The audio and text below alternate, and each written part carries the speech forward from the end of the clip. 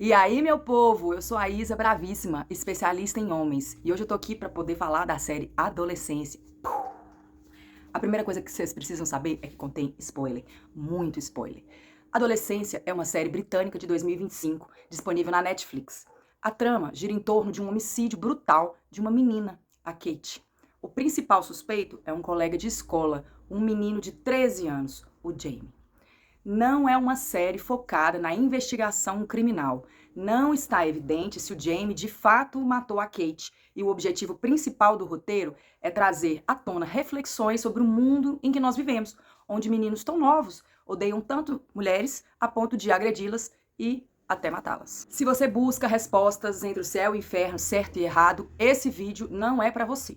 Não vai ser aqui que vocês vão ver uma abordagem que criminaliza adolescentes e adolescências.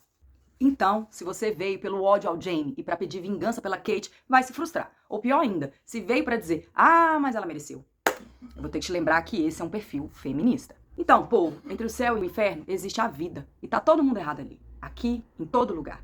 Jamie é um adolescente, como milhares de outros, adoecido pelo mundo absurdamente violento, machista e misógino que os adultos introduziram ele. Adultos. Então, se você estiver desesperado para poder culpar alguém, que sejam os adultos. O pai, a mãe, eu, você, professores, professoras, o Elon Musk, o Mark Zuckerberg, o Estado, as supostas democracias que estão totalmente rendidas aos interesses comerciais dos grandes empresários, como esses dois que eu citei.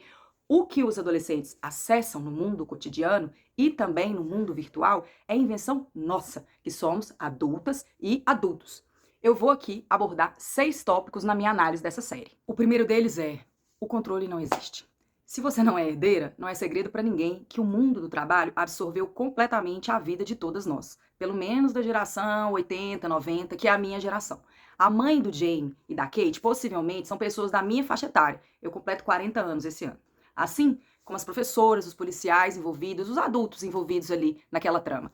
A gente trabalha muito, vai trabalhar para sempre, nunca vai se aposentar, e mesmo assim existe em nós uma ilusão de que pais e mães devem conseguir controlar seus filhos. Ou pior, que a escola tem esse papel.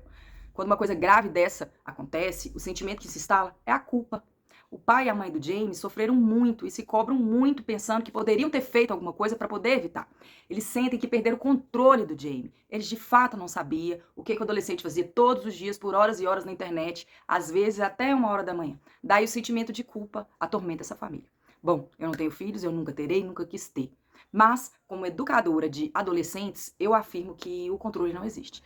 Essa ilusão você pode abandonar. Você mal dá conta de sentar para poder almoçar, não vai ter condições de controlar seus filhos, muito menos em época de rede social. Mas definitivamente faltou diálogo. O Jamie não acordou e se tornou um red pill. A formação das identidades dos adolescentes é rápida e dinâmica, mas é um processo progressivo, que precisa de diálogo honesto. É 2025 e você ainda tem pais e mães fugindo do assunto sexo, sexualidade, relacionamentos, drogas ou ainda discriminando e oprimindo as manifestações e reivindicações de sexualidade dos seus filhos. Mas você, papai, mamãe, preocupa não. Preocupa não, se você não conversar, a internet conversa e ensina. E aí sim, com certeza, você não terá controle sobre a forma como os adolescentes estão aprendendo as coisas.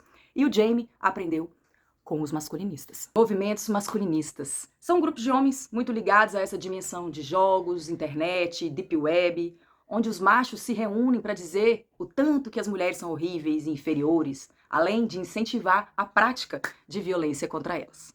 Essa galera podre está entre nós e é muito bem demonstrado quando o pai do Jamie vai em uma loja de tinta e outras ferramentas e o vendedor identifica ele, diz que viu foto da Kate e diz assim: eu estou do seu lado, como quem sente no fundo que a Kate mereceu ser assassinada, possivelmente porque ela é uma vadia, uma piranha. O vendedor até sugere uma vaquinha de apoio ao Jamie para poder contratar um advogado bom. Os movimentos masculinistas ganharam muita força com a eleição do porco cor-de-rosa nos Estados Unidos em 2018. São os Red Pill, MGTOW, os Incel. Esses últimos são os celibatários involuntários. Eles querem transar e se relacionar, mas não conseguem. Por quê também? Não tentam, né, minha gente? Porque mulher não falta, mas tá faltando o quê? O homem se aprumar. Achar que pode apenas existir no mundo de qualquer jeito, com qualquer cueca, com qualquer roupa, com qualquer cabelo, com qualquer cheiro. Sinceramente, né? Fato é que esses homens poderiam se juntar para tantas outras coisas, tipo desenvolver receita, dica doméstica, encontrar um clitóris. Mas não, eles se unem para odiar mulheres. Odiar sozinha até é legal, mas odiar junto, punhetando um ao outro, é melhor ainda. E é nessa machosfera, ou manosfera, que Jamie e os outros meninos da sala aprenderam que 80% das mulheres se interessariam por 20% dos homens, que são os mais ricos, bonitos, mais sensuais, mais inteligentes, os mais cabulosos, os gostosões. Pode ser um grande empresário, um policial, o fortão, patrão da quebrada, o Batman, o homem de ferro, e no caso, o Jamie não é nenhum desses. Ó Daisy, e agora, como serei eu um homem sem uma mulher para legitimar minha masculinidade? O povo vai achar que eu sou viado. Essas meninas não podem ficar aí me esnobando só porque eu não sou rico, bonito e sensual. Elas têm que me amar do jeito que eu sou, mesmo que eu saiba manusear uma manete muito melhor do que eu manuseio uma escova de dentes, uso sapatênis e bermuda caque. Homens adultos desse porte aí criam e alimentam a machosfera. Homens com inteligência limitada, inseguros, infelizes, sem graça e ficam feios, incapazes de se relacionar com mulheres de maneira igualitária. E por isso precisam menosprezá-las para se sentirem melhor consigo mesmo, né? E os meninos estão cada vez mais presentes nesse circuito. Macho nenhum vai lavar a mão. Todo mundo é culpado sim, porque vocês são cotidianamente machistas, sejam falando e praticando atos de violência, sejam sendo omissos quando vêm outros homens fazendo isso. Poderiam estar aí vivendo a maravilha de ser você mesmo, com autenticidade, bondade, amizade, parceria, mostrando para os meninos mais jovens que existem milhares de formas de existir nesse mundo, que ninguém precisa ser forte o tempo todo, que pode chorar, que pode dançar, pode abraçar, pode ter amigo, pode namorar quando for a hora, pode namorar com homem, pode namorar com mulher, mas ao invés disso, vocês ficam aí destruindo um ao outro, mostrando quem é mais macho do que quem. Então, sim, macho machista, a culpa é sua, sim. Um outro ponto que eu quero analisar é o distanciamento geracional. A investigação é conduzida pelo detetive inspetor Luke Bascom e a detetive sargento Misha Frank. O filho do inspetor também estuda na escola, mas é 2 anos mais velho que os jovens envolvidos na trama. O menino, vendo que o pai estava interpretando errado a trama que envolvia mensagens no Instagram, emotions, etc., vai lá dar uma dica pro pai. Pai, você tá passando vergonha, você não tá entendendo nada. O jovem diz que a Kate fazia bullying com o Jamie, chamando ele de incel. Ou seja, ela queria dizer que o Jamie nunca ia transar na vida dele. O pai nunca tinha ouvido falar de incel, né? Porque possivelmente ele estava muito mais preocupado em ser um policial fortão e oprimir pessoas, do que sentar para conversar com seu filho, para entender o que a geração dele está aprendendo. Mas aí o jovem fala também dos Red Pill, pílula vermelha. Aí o pai, né, o inspetor Luke, fica confuso e pergunta o que o filme Matrix tem a ver com essa história. Nós que beiramos os 40 anos, né, conhecemos esse filme, que é de 1999, porque foi muito marcante na nossa adolescência. E lá na trama, o protagonista, o Neo, escolhia entre a pílula azul, que seria a ilusão, e a pílula vermelha, que seria a verdade. Mas o filho, o detetive, não entende, porque ele não viu Matrix. Matrix não é da época dele. Mas o macho que cria o movimento Red Pill assistiu.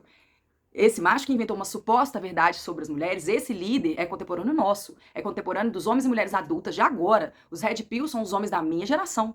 Daqui saiu aquela galera podre. E eu não vi em tempo real como isso aconteceu. E os pais desses adolescentes também não viram. Mas agora vamos todas e todos ter que lidar, se implicar e resolver esse problema. Educar nossos meninos do jeito que precisa. Nós que somos hoje o grupo do na minha época era melhor, eu odeio adolescente, ou pior ainda, é só uma fase. Não é uma fase. Adolescentes existem hoje e existem agora. As questões deles são importantes agora. Imagina você sentir atração física, algum sentimento por uma menina ou por um menino pela primeira vez. O que isso te provoca? A força, a confusão desse sentimento. Você aí adulto está sofrendo por isso até hoje. Imagina você sentir isso pela primeira vez e você vira e fala, é só uma fase, quando crescer passa. Não, gente, tá tudo errado. Uma das coisas que eu mais gostei nessa série é o foco nos homens e nas paternidades. No sofrimento sobre a perspectiva deles, coisa que raramente a gente vê. Geralmente é uma mãe guerreira, sofrida, que na sua infinita bondade está sempre disposta a fazer tudo por seus filhos. Mas não, aqui o foco são os homens. Vou destacar a figura de 2 pais, o inspetor Luke e o Ed, que é o pai do Jamie. O inspetor Luke diz que não consegue chamar seu filho de filho. Tá errado isso aí, né? E assume que não sabe ser pai dele, que não tem tempo pra conversar, né? Preocupa não, bobo. Preocupa não. Se você não conversa, outro homem adulto vai conversar. O que você não entrega, a internet entrega. E você não tem controle sobre isso. Mas eu quero principalmente falar do Ed Miller, o pai do Jamie. A gente percebe que ele até tenta sustentar, ser forte, mas ele tá destroçado. E a única linguagem que ele conhece para expressar seus sentimentos é a violência. Então ele surta em vários momentos, grita muito, chora, que bom, né? Pelo menos isso. E o Jamie escolhe o pai para ser responsável legal por ele e acompanhar os trâmites da investigação policial. Então é o pai que vai saber detalhes do caso. E ele vê um vídeo onde Jamie de fato bate na Kate. O pai cai em pranto, chocado, pois não imaginava que o filho fosse capaz de fazer aquilo. Ed sente que não ensinou isso ao Jamie, né? Apesar de ser um homem marcado pela violência do seu pai, o avô do Jamie, pois ele apanhava muito de cinto, ele narra isso. Ed fala que quando ele apanhava, ele prometia que nunca faria o mesmo com o filho dele. E não fez. Mas mesmo assim, ele não conseguiu evitar que James se envolvesse em uma situação dessa. A surpresa do pai me provocou uma tristeza profunda, porque em tempos de movimentos masculinistas, esse tipo de coisa é tragédia anunciada, né? Na criação do Jamie, Ed usou as ferramentas que ele conhecia. Ele deu o seu melhor, né? Na cabeça dele, colocou no futebol, ia lá torcer, mas ele tinha vergonha, porque o James só ficava no gol, né? E ele percebia que decepcionava o pai. Depois colocou no boxe, para aprender a dar porrada, né? Como um bom macho. No balé, obviamente, não ia botar, né? E dá pra perceber que o Jamie é doido com o pai. Ele tenta tirar qualquer tipo de possibilidade de responsabilização do pai. Ele respeita, admira, espera aprovação. O Jamie, quando descreve seu pai, diz que ele é um cara legal, mas também reconhece que não é carinhoso. Afinal, ele é homem, né? E ele fala isso, o Jamie. E agora aí ninguém sabe o que isso tá valendo, né? Porque a maioria dos homens tá na merda e nem tá sabendo. Mas vamos lá. Muito embora a trama deixe evidente que Ed não bate nos filhos e parece também que não bate na esposa, Jamie fala que Ed é um cara nervoso e que ele acha isso normal. Uma vez o pai teria destruído um galpão na porrada, mas só porque ele ficou com raiva de todo mundo. Aconteceu alguma coisa, ficou nervoso, saiu quebrando tudo. Então aí, minha gente, se vocês ainda estão parados nessa ideia de achar normal quebrar as coisas e ter acesso de raiva porque é coisa de homem, não dá pra assustar quando um adolescente mata alguém em um acesso de raiva. Violência é violência. Como pesquisadora de gênero e masculinidades, especializada em adolescentes, mobilizadora de grupos de homens, eu sei que a violência é a base da educação masculina. Eu não quero aqui simplesmente culpar os homens por serem violentos, porque eu realmente sei como eles são criados e estimulados para isso. Mas não dá para acolher e parar nessa compreensão. A violência precisa sair do rol de opções, porque simplesmente não tem como controlar o que os acessos de raiva vão fazer com cada ser humano masculino. Então, não bater no Jamie não afasta a responsabilidade do pai, que é agressivo na frente dele. Ele quebra as coisas e grita quando tá nervoso, ele é o dominador das dinâmicas da casa, o pai é a autoridade maior da casa e toda a família se posiciona em torno desse pai, ou patriarca. Isso é patriarcado, já ouviu falar? Ele quem decide os rumos dessa família. Você pode até dar um palpite, mas quem manda é ele. Daí, você quer que o Jamie ou qualquer menino entenda que mulheres são iguais? Que devem respeitar e relacionar de forma equilibrada? Simplesmente não dá para chegar para os meninos e dizer não se bate nas mulheres nem com uma flor. Se você está dando tiro com seus filhos nos jogos, orbitando em cima de heróis e filmes de ação, gritando os maiores absurdos quando assistem futebol, ria, deboche, menospreza as mulheres declaradamente e também no submundo dos grupos de WhatsApp. Se você perde a paciência, sai gritando e chora depois pedindo desculpa. Se vocês defendem arma, rivalidade, guerra, se votam em quem tem discurso de ódio às mulheres. Fato é que James sabe que a agressividade faz parte da linguagem masculina. É aceita, é legitimada. E até o pai dele usa. Ele é homem, ele não vai usar por quê? O quinto ponto é o pau na mesa. O episódio 3 é focado no atendimento de Jamie com uma psicóloga, mulher, Brione Ariston. Antes dela, fica demonstrado que teve um psicólogo homem que pareceu ter incomodado menos o Jamie. E aqui, gente, é a cereja desse bolo envenenado chamado masculinidade. O Jamie se descontrola toda vez que a psicóloga tem uma intervenção ou um comentário que frustra a expectativa que ele tem sobre como uma mulher deve se comportar. Vou dar um exemplo. Ele diz que se acha feio, ou seja, ele não estaria entre os 20% desejados pelas mulheres sobre a ótica masculinista. A psicóloga simplesmente não discorda e apenas pergunta como ele se sente com isso. Ele fica irado, pois esperava que ela discordasse dele e dissesse algo do tipo, que é isso? Você é lindo, maravilhoso, absoluto, gostoso, vitaminado, e soltasse uma risadinha tímida e sensual. Ele põe o pau na mesa. Um adolescente de 13 anos, franzino, sobe o tom e vai pra cima de uma mulher adulta sem nenhum constrangimento, em tom de ameaça, grita, joga copo, cadeira. Quem você conhece que grita e joga coisas? Hã? Quem? Papai Ed. Então, Jamie tenta colocar a psicóloga no lugar dela, de mulher, de inferior, responsável por mentir e adular para que ele se sinta melhor com a autoestima dele. Ela também faz uma outra pergunta pra ele, né? Então, Jamie, Qual é a sensação de ser homem para você? E é aqui que alguém envolvido nessa trama identifica que o fato ocorrido está diretamente relacionado às masculinidades, ao machismo, à misoginia e à forma errada em que meninos aprendem a se relacionar com as meninas. E no âmbito do meu trabalho com adolescentes que cumprem medida socioeducativa, eu escutei pelo menos 27 respostas de 27 meninos diferentes para a seguinte pergunta: o que é ser homem para você? Isso está gravado, arquivado, catalogado e as minhas conclusões estão publicadas na minha dissertação de mestrado. E eu posso afirmar que ser homem é, antes de qualquer coisa, não ser uma mulher. E depois disso, é ter uma mulher, sua, que legitima sua masculinidade heterossexual. Os meninos e homens entendem que homem sem mulher não é homem. E é quando a mulher se torna um objeto, um adorno, que consolida a masculinidade deles. Elas serão divididas em várias categorias, que vão também definir que homem é melhor, a depender do nível da mulher que ele consegue ter. E aqui aparece uma parte da trama muito importante. Antes de ser assassinada, vazaram nudes da Kate. Ela teria mandado fotos para um babaquinha mirim, que espalhou as fotos. Jamie fala que toda a escola viu. E nesse contexto, onde a menina foi exposta e todos a chamavam de vadia, Jamie tentou chamar a Kate para sair. Ele criou coragem porque agora ele entendia que ninguém gostava dela. Ou seja, ela perdeu o valor, né, enquanto menina, porque a imagem dela estava manchada pelos nudes que foram vazados. Agora, com valor reduzido, Jamie sentiu que Kate estaria mais acessível, disponível para as investidas dele.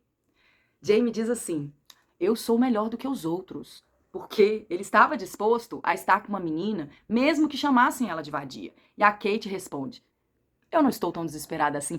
Minha gente, que direito essa mulher acha que tem para poder falar assim com o homem, ora pois?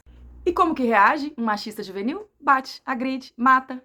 Mas ainda que o Jamie, a esmagadora maioria dos homens, odeiem as mulheres, ele demonstra uma carência e dependência absurda de aprovação feminina. Ele busca desesperadamente a simpatia da psicóloga. Ele pergunta: você gosta de mim? E ele insiste nisso e vai surtando quando ela não responde como ele quer. Quando acaba a sessão, aquela mulher está exausta, tensa, ela desaba daquela energia absurdamente bizarra. O último ponto que eu quero comentar é sobre a ostensividade da polícia. E esse assunto eu não vou me alongar, porque o Brasil e a Terceira Guerra Mundial estão aí para mostrar que é só gritar vamos, que tem um tanto de homem que vai pegar a arma e sair dando tiro. Aquela cena inicial é uma vergonha para a polícia. Uma família de pessoas simples, trabalhadoras, sem nenhuma condição de fugir. Um menino de 13 anos que faz xixi na calça, tem sua casa arrombada antes das 7 horas da manhã, numa cena que mais parecia a operação de prisão da Liga da Justiça. E tem mais, a polícia vai na escola oprimir os adolescentes. O policial chega a agredir um deles, no contexto da escola. Ele prendeu e saiu levando, porque sim, porque ele achou que tinha e pronto. Detalhe, aqui estamos falando apenas de meninos brancos. Se fosse um menino negro, um imigrante ou um homem periférico, um menino periférico aqui no Brasil, possivelmente a cabeça já estava estourada. A série Adolescência tem vários pontos de reflexão e eu ficaria horas e horas narrando. Mas, para concluir, é importante que a gente sempre tenha em perspectiva que adolescentes são pessoas em condições de desenvolvimento. E por mais que muitos de vocês os odeiem e fiquem loucos para aprender e amordaçar, nosso papel como adultas e adultos é educar. Oferecer condições onde identidades masculinas se formem em comunidade, em equilíbrio com o mundo, com as meninas, as mulheres, outros homens, pessoas LGBT, sociedade, natureza. Não tem como plantar limão e colher maçã. Se vocês não se implicam com o fim do machismo, se vocês ainda não tiveram compromisso para se aproximar e entender as pautas feministas, ou se você simplesmente se isenta de discussões difíceis, não se assuste com a violência. Um dia, a Kate e o Jamie, no outro dia, a sua casa. Não é profecia apocalíptica, é só um fato concreto. Isso já está acontecendo. Muitos adolescentes e crianças já são masculinistas. E com isso, ataque a meninas, grupos minorizados, ataques em escolas vão se tornar cada vez mais comuns. E aí, adulto, você fez de tudo para dar para os seus filhos o que você não teve, mas tá faltando conversar, né? Olhar no olho, tirar a tela e ouvir. Você tá impondo as regras da sua geração, forçando ele a ser o machão cabuloso que você idealizou.